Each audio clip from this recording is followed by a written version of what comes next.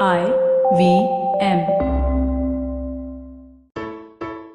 It's been another great week on IVM Podcast, and if you're not following us on social media, please do. We're at IVM Podcasts on Twitter, Facebook, Instagram, etc., etc. On our latest episodes of The Seen and the Unseen, Amit Verma is joined by author and columnist Vivek Kaul to decode how the government uses and misuses data for optics management. On Pulyabazi, Pranay and Saurav talked to author Snigdha Poonam about her new book, Dreamers. On Football Twaddle, we have Azim Banatwala as a guest with Saru Baru and Kumar discussing the end of the UEFA Champions League. And on Who's Your Mommy, Vaisa talks about mothers and how they cope with their constant sleep deprivation. As I said, it's been a great week, and please try and listen to as many of these shows as you can. And now, on to your show. You're listening to a special edition of Paisa Vaisa featuring Mr. Kaustubh Belapurkar, Director of Fund Research at Morningstar. In the third part of this series, Kaustubh talks to Anupam about the value of investment advice, the cost of investments, and what it takes to trust your own judgment. Folks, welcome back to Paisa Vaisa. I'm your host Anupam Gupta. I'm B50 on Twitter, and this is the third of our three-part special series of investment advice with Kaustubh Belapurkar, who is the Director of Fund Research at Morningstar. In the first of our three-part series, we spoke about specific advice for people across the age bracket, people who are young, people who are in their mid-careers, and people who are retiring. In the second part, we spoke specifically about mutual funds, equity mutual funds, debt mutual funds, gold mutual funds. We spoke about large cap, mid cap, a lot of stuff. Go back and listen to these two parts. In this third and final in our series, we are going to talk about the value of investment advice. I know a lot of you guys are pretty smart out there and you know which stock to buy, which mutual fund to buy, but okay, that's all great.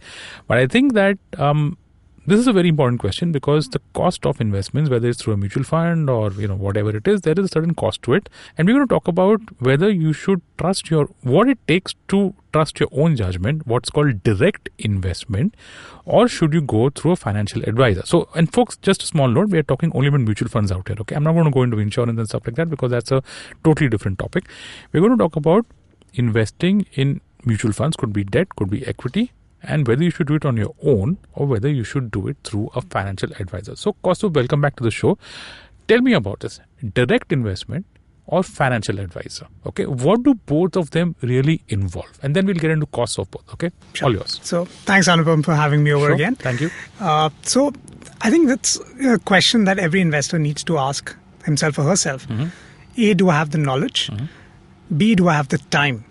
I think these are two important questions that you need to address before you think about should I go to a financial advisor or do it myself. Okay. I'm not saying a do-it-yourself approach is bad, but you need to acknowledge that if you cannot devote enough time and you don't have the understanding, you're actually going to end up harming yourself or your portfolio. So take that call, and if you think you cannot do this, which a lot of people don't understand. We spoke about what kind of different mutual funds, how should I decide my asset allocation. A lot of people don't have the understanding or the time for it. And they're not easy topics. These are not easy topics. They are not easy topics at all, So that's where I think going to a financial doctor, as they like to call it, is a pretty useful engagement to have. Sure. So if you can, because they will help you understand your risk. They'll ask you questions as a third person, try to understand what's really your risk profile. And we've seen this that someone may say I'm a risk-loving investor, I can take risk. But tomorrow if you tell him that look, you could lose 10% of this portfolio, he's like, I don't want it. So you may think something about yourself, but you're actually not. And that's where an outsider who's actually looking at it very objectively, you're understanding your investment time horizon, your risks, your expectations can help you construct a portfolio. I mean, that's really the starting point, right? So you decide what you want to do in terms of your portfolio, which drives the asset allocation that we spoke about. Sure. And after that comes down to drilling down to what fund should be there. I mean, there is a plethora of funds. There are. And honestly, it's confusing for every person in the street. 800 to 1,000 funds. How do you really choose? Which asset manager, which kind of fund? Within each manager also, which, if we got a couple of funds here and there, how do you really choose that? I think that's where a financial advisor can be of great use. Okay. There are two types, right? I mean, there's a restricted, what's that about? What are the two types of investment advisors out there? Sure. So I think what SEBI is trying to do is bring in objectivity to the entire investment decision-making process. Okay. So what they've said is there's something what you call a distributor who works purely on commission which he makes from the mutual fund house. Right. Okay.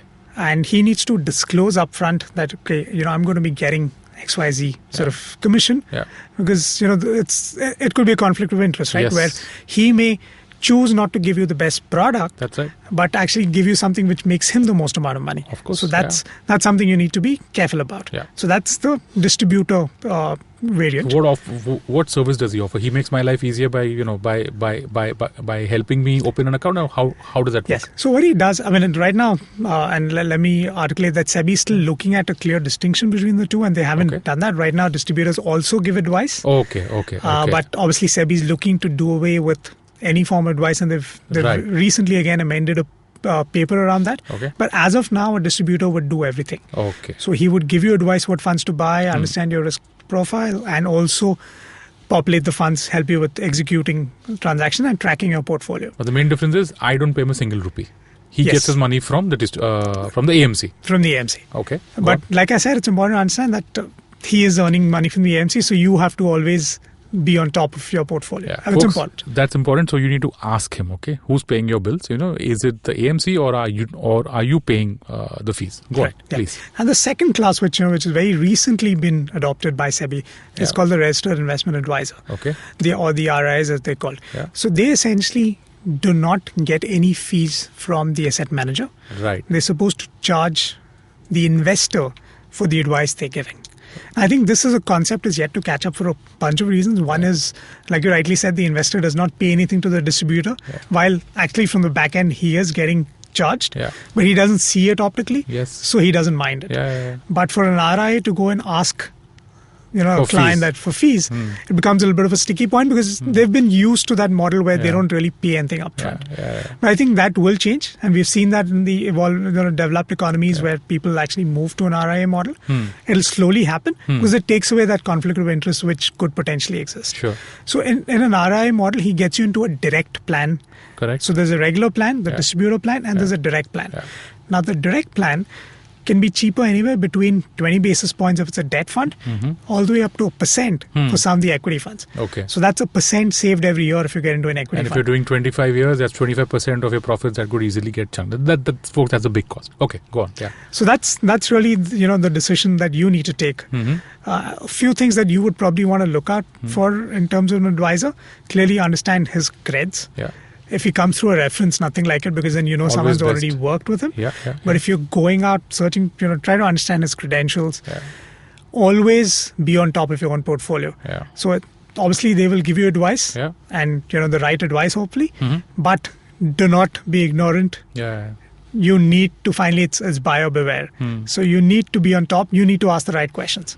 So while he's doing all the legwork for you, you need to question him on things that he or she are doing. Sure. So what would be the 2 or 3 things I should look out for? Let's, when I'm going to choose an advisor, and let's say that I'm going to go for an RIA, okay? Because the distributor, I don't know, I'm just thinking that he's selling me whatever he wants to sell. So what should be 2, 3 things that I should look out for in a RIA, in a registered investment advisor? What, ideally, what should the guy be like? So ideally, reasonable experience in, managing money for his investors. Yeah. So you kind of just, it's publicly available information, find out his background, his pedigree, years of experience. Experience always helps, because guys who've seen different market cycles can actually give you better tuned advice. Sure. As opposed to someone who's just come in the market right now, understands the theory, but might not have actually seen a real life case. Because it's not just about understanding the markets, it's also about hand-holding the investors through those markets. Yes. And the more experienced ones can actually do a great job of that. So I think that's very important that you need to look for. Obviously, fees becomes something but that's the value proposition that the inviter. Any norms out there from SEBI for the fees, or they can charge whatever they want? No, they can charge what they want. It's obviously dependent on the value that the advisor perceives he's giving and the investor readiness to pay. Where is it at? Is it at a percentage of AUM, or is it a flat fee, or that again depends on? It's a bunch of models. Okay. So some charge like a startup cost, and a very small AUM base fee, and some kind of do it, on an AUM year on year. So like I said, it's still an evolving model, but yes, whatever suits you, you can work with. The other thing that you need to look at for advisors is the tracking and the portfolio tools that he's giving you. I think that's very important. Does he have an app to access, or a website sort of thing to give you access to your portfolio? Because that kind of gives you comfort on, what's really happening with their portfolio. Yeah. So I think these are the few things that you would want to look at. Okay. Obviously, the primary thing would be quality of advice. Yeah. Sometimes it is a little nebulous. How do you decide that? Yeah. But, sometimes you have to take a call on You have that. to feel it on your own. Yes. Do you think good advice is worth paying for? Definitely so. Yeah. So, like we were saying, that if you're doing away with 1% of fees every year for products which probably weren't the best for you to start with. Yeah. Here you're getting into the products that you need, because what's important to understand is that an advisor knows that if he doesn't add value, he's not going to get the fees. It's not linked to a product sale. So if you can get that great advisor who's doing what's right for you, I wouldn't mind paying back, maybe not that entire percent, but, fairly large proportion of that. Kind of reminds me how a lot of people do fitness advice, right? Because they'll do X diet, Y diet, Z diet, and then just scrap the whole thing, or they'll do, running on the treadmill and stuff like that. But I think that a professional who's really good at what he does, and if he offers a service, I think you should pay for that. Absolutely. I think that's good advice. So talking of great advice, let's now, we're towards the end of our series. Tell us about Morningstar, the company globally, the company in India. What exactly does it do? Its website, its products, and how can listeners really make the best of your products? Because I know that there's a whole lot of stuff on your website, okay? And I think there are models also. Is there any paid and free stuff? Whatever it is. So if I'm someone who wants to research mutual funds, then if I come on your website, let's just speak about that. What exactly Morningstar does in India? What are its offerings? And how can listeners reach out to you? Go ahead. Sure. So Morningstar, just to give you a background about the company, in 1984 was when the company was established in Chicago in the US by a founder, Joe Mansueto. Okay. Started off as a mutual fund data aggregator. Right. And then very quickly realized that he could take it up a notch and start offering ratings on mutual funds. Sure.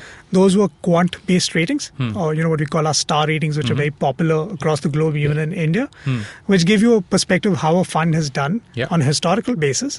Versus its peer group. Yeah. So you want to compare large caps, it'll give you a star rating, and similarly for other categories. Right. And now obviously the company's grown. We're in 27 countries. We've been in India for the last 9 years. And in many geographies we offer not just mutual fund research, but we offer equity research, credit ratings. We also construct indices. Wow. Okay. And obviously data is the backbone of everything that we do. It is. In terms of how do we really, work in India, so like I said, we've been here for quite a long time now. Yes. We started off working with, the institutional piece, the banks and the wealth managers, providing them our research and data. Now we've kind of branched out to what we call the independent financial advisor community. Okay. But at the same time, obviously, like we said, we're an unbiased researcher. Yeah. Investors being at the heart of everything we do. I mean, when investors win, everyone wins is what we say in all our presentations. So investors, clearly we find the end investor is whom we want to serve through all these models. Sure. So the institutional investor is finally looking at investors. The IFA is serving investors. Yeah. And we also have a retail website which investors can go and access a lot of information, our ratings, about what Morningstar is doing. That's Morningstar.in. That Morningstar.in, that's right. Okay, sure. Where you can get data on funds. You can get, like I said, the backward-looking ratings, which we think is a great starting point for investors when you want to look at certain fund categories to shortlist funds. Sure. And as the standard caveat goes, that past returns may or may not be repeated. But we believe it's a fairly robust rating system on long-term risk-adjusted returns, which gives you at least a starting point. Because there are 800,000 funds. How do you drill it down to a more meaningful universe? Sure. So that's what we start with.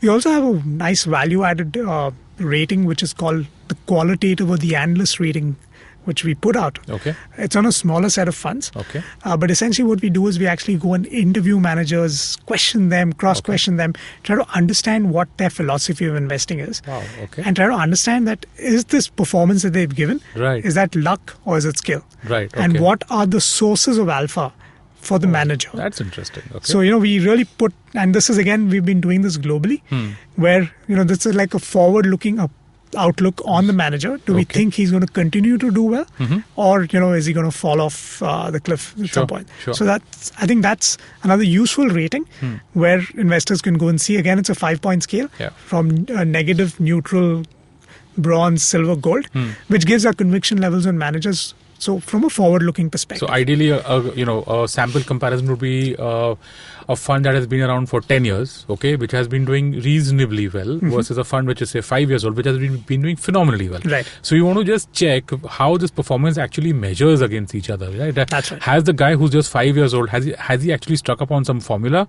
or has the guy who's 10 years old, has he fallen off his peak performance? Because fund managers, like cricketers, like anybody, they have their peak forms and good periods and bad periods. Okay, so would that be something that I can look forward for on this product? Absolutely. Okay. That's exactly what it will be. Okay. Critically analyzing each manager. Sure. And seeing, is that performance going to be sustainable going forward or not? Okay. Anything on stocks? Do you have stock research also? We have stock data. Okay. And we put quantitative stock ratings. Okay. But like I said, that's only based on quant parameters. But it's a useful tool to again kind of shortlist. So that's like saying that if you're looking for a company that's been doing good ROEs, good ROCs, correct, available at a good valuation, that's roughly what you would find out there. That's right. But the core strength, the real backbone of your research out there would be for mutual funds. That's so, right. Folks, if you're let's say that you want to find out what's been the best equity mutual fund in the last 5 to 10 years, go to morningstar.in. Check out the ratings. Okay, Morningstar ratings is actually a big deal. What are the ratings like from 1 star to 5 stars? How does it work? So 1 being the worst Lowest, performer, yeah, and 5 being the best. Okay. And we so only the top 10 percentile get a Right. 5 star, and the bottom 10 percentile get a 1 star. Okay. And like I said, it's over long-term track records. So even if a guy's done well over the last 1 or 2 years, but if he's been poor, before that, he's not going to be rated highly. And I think that's very important that we acknowledge. In fact, maybe I'll just spend a minute talking about. Please.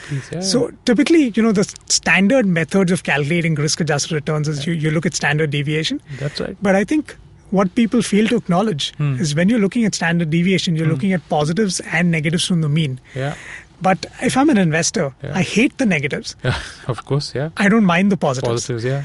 So our formula actually adjusts for that, which says that if a fund is way away from the mean on the negative surprise, he gets penalized very heavily.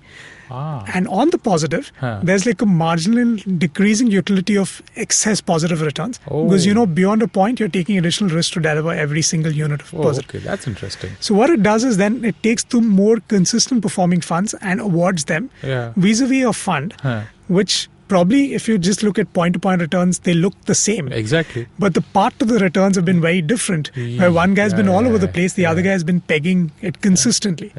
Because, and why it's important? Because investors will come at different points of time. Yes. No one stays for the entire period. They come in on month 1 to month 20 or beyond that. So I think that's important to acknowledge. Folks, that's a fantastic point, okay? And I'm going to just spend one more minute of our time out here because you want to understand this, right? You want to have someone who does consistently good. 10 to 12% delivered consistently over a long period of time is much better, I would say, than 15 or 18% delivered unpredictably. Okay, and I think that your ratings kind of figures that out. That's right. For people who are on the website. Okay, so that's a wrap, folks. The website is morningstar.in. You are on Twitter as, what's your Twitter handle? Kaustubh_mstar. Okay, so that's KAUSTUBH_MSTAR. Okay, so folks, any questions, reach out to him. Do visit his website. Reach out to us. We have a bunch of questions from listeners that we're going to answer in the Thursday episodes. Kaustubh, thank you so much. This has been a fantastic recording for us. Folks, I hope that was useful for you. Thanks for listening. Thanks, Anupam. Thank you for listening. If you have any money-related questions, you can tweet to us at IVM Podcasts or email us at paisavaisa@indusvox.com. No material on the show should be considered as financial advice. The material on the show is for informational purposes only. Please consult a financial advisor before taking any investment decision.